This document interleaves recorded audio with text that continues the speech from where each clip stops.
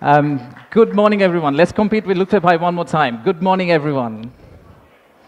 Thank you, thank you. Thank you for everyone for coming from such long distance. And we apologize for ones that we could not manage to give accommodation. We had exceptional level of interest for the summit, which is really great to see for us. My first slide is thank you slide. That's not the last slide. We just wanted to thank all of you for kindly coming and joining the summit. So the purpose of the summit is today, sitting in this forum, we would like to say that we are open for business, and we're really committed to win business from all of you. And to do that, we have already thrown Lutfi Siddiqui at you, not literally, but verbally. We'll also throw a Nobel Prize winner at you. We'll do anything to make sure that we win business from you. But first, I would like to take you to future. Let's think about a movie, Back to the Future. Let's go into that set and imagine that we are in 2035. In 2035, how would Bangladesh look like? You'll all be here again. My successor is going to be here presenting. That will be the 10th investment conference for us. And in that conference, we will not be talking about a rising economy, but we'll be talking about a regional manufacturing powerhouse. A country that's connecting east to the west, a bridge that connects Himalayas to Bay of Bengal, a manufacturing hub that is infested by global investors and local investors who are now exporting to the rest of the world. That vision, that imagination is what's driving us today. But it all started actually about 8 months ago. So from the future, let's go back in time to August 5th, 2024. It's a personal story for almost all of us. Unfortunately, I was in Singapore in an investment banking trading room, but my family was here.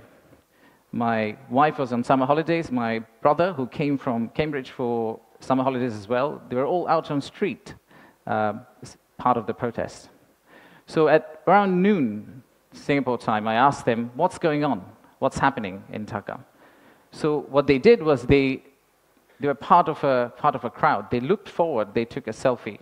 Sorry, not a selfie, a photo what's ahead of them, and they turned back and took another photo of what's behind them. So this first photo was what was ahead of them, and this one was what was behind them. So we need to digest exactly what happened at that time. The young population, the entire youth, was out on the street, demanding transparency, demanding opportunity, demanding democracy, demanding freedom of speech. And that's what has brought us here today.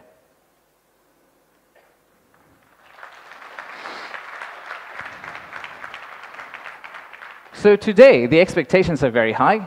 The young population of our country, they're global.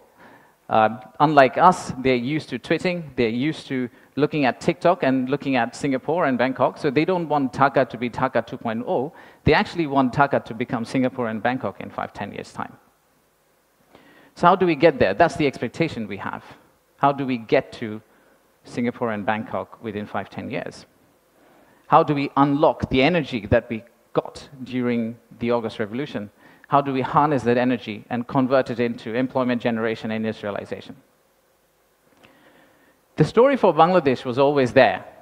A lot of you already know about it. We have 180 million domestic market. We have a young population. Almost half of it is less than 25 years old. The middle and affluent class is about 35 million people, which is as big as the Malaysian total population. We have many, many other factors that has led to where we are today. And actually, I must say that there are companies who have been here for more than 100 years and have made exceptional returns compared to the global markets. So if you look at some of these companies who have actually operated in Bangladesh for a long, long time, the returns they have got in Bangladesh is actually significantly higher than the global average.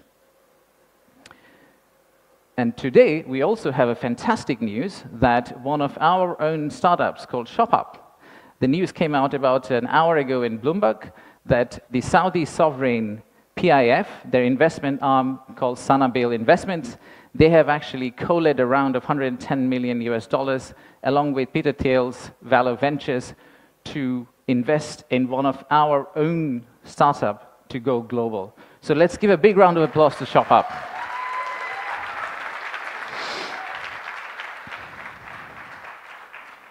So that's today. That's today. So what's tomorrow?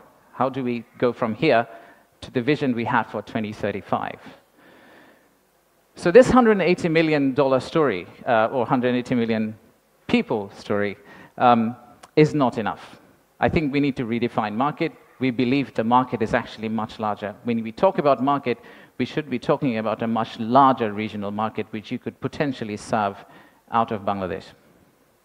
You set up your factory here, you export out to all these markets.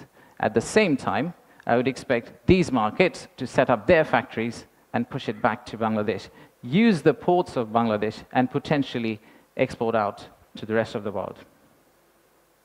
So the narrative that we've had of why invest in Bangladesh is not really a domestic market 180 million story. It is a regional story, and it's a global story. To further strengthen ourselves, we have decided to enhance our port capacity. In Chittagong area, what you see now, we are actually tripling that within the next few years, which is essentially allow this region to consider Bangladesh as one of the biggest logistical hubs. However, that's not all. We need to do a lot more. So at the beginning of interim government's period, we actually decided to talk to more than 200 CEOs and entrepreneurs who actually are doing business in Bangladesh today. And we wanted to understand how can we convert our critics into our ambassadors. They are the only ones who could potentially bring business for us. They are the only ones who, if they travel abroad and say Bangladesh is a great place for business, that's when we are likely to get more investment.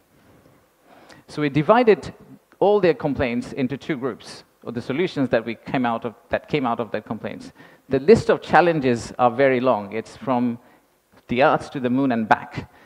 But we whittled it down to a few action items, some of which are short-term wins, so some of that you see here, some of which are actually long-term policy reforms that we would like to also undertake and set the direction of travel for the country in the right course so that the incoming government, the next government, the political parties who come and start driving this economy, they can follow the same script for us.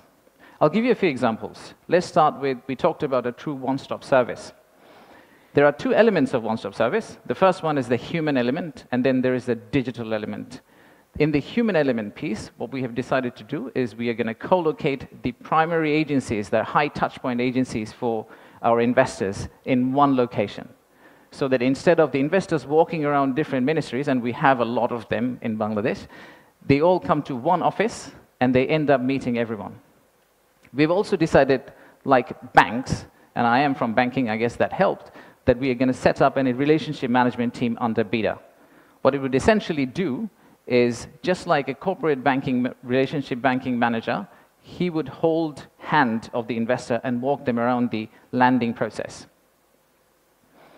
Let's take another example. Our friends in National Board of Revenue helped us set up the authorized economic operator. It's essentially the green channel, or widely known as the green channel setup, where if you're a good customer, you are able to circumvent some of the custom checks and fast-track your process through the ports. That has been picked up as one of the biggest challenges that we have, the time it takes to go from your factory all the way to your customer. And finally, let me show you one more example of policy change. So as you all know, there are many government agencies. We also know there's private sector.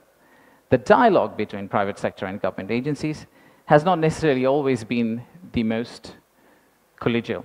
So how do we break that apart? The first thing we need to do is to club the government agency into one. We need to show one face. We need to be one outfit for our customers, our investors. and then create a bridge between our private sector and the government of Bangladesh. So what we are planning to do is to set up a private sector advisory council that will actually counsel the head of state directly on a regular basis, essentially voicing the changes that they would want to drive the economy forward. So these are some of the examples of what we are planning to do. And if we are able to do that, we do believe that we will get to the end, the vision we have for 2035. Now, of course, there are many, many other factual reasons, statistics, tables, Excel files that I can share with you to tell you why you should invest in Bangladesh. In fact, the next slide will have a QR code which you can scan and download, which will have essentially this presentation. So you didn't have to take the photos of the presentation, by the way. You will have this presentation, and you will also have an appendix of facts and figures and why we think competitively we're actually in a very better place than our competitors. So please watch out for the QR code. But before I go there, I would really like to finish off with this.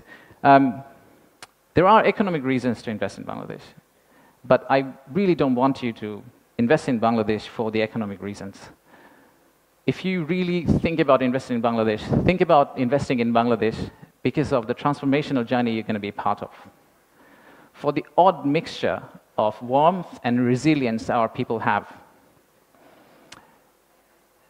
and our century-old culture paired with the shared values that we have with you. So I rest my case here. Thank you very much for coming, and enjoy the rest of the day. Thank you all.